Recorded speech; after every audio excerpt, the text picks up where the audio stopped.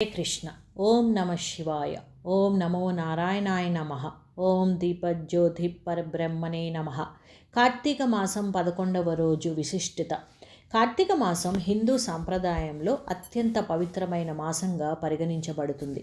ఈ మాసంలో ప్రతిరోజు దేవదేవుడైన శివుడిని ప్రార్థించటం మహాఫలప్రదంగా భావించబడుతుంది. మాసం 11వ రోజు అనేది కార్తీక దీపాల గొప్పతనాన్ని, భక్తి శ్రద్ధలతో నిండిన ఆచారాలను మరింతగా చాటే రోజు. ఈరోజు శివాలయాలలో దీపారాధనలు, రుద్రాభిషేకాలు, శివ పూజలు ఘనంగా నిర్వహిస్తారు. భక్తులు ఈ రోజును కూడా నదీ స్నానం చేసి ఉపవాసం పాటించి శివుడికి బిల్వదళాలు సమర్పిస్తూ భక్తి పరవశంలో మునిగిపోతారు.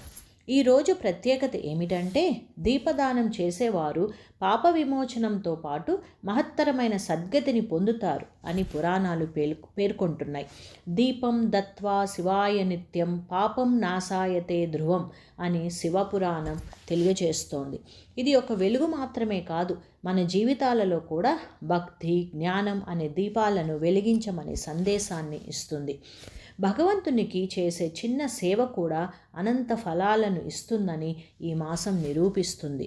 కార్తీక మాసంలో ప్రతిరోజు ఒక ఆధ్యాత్మిక పాఠంగా ఉంటుంది.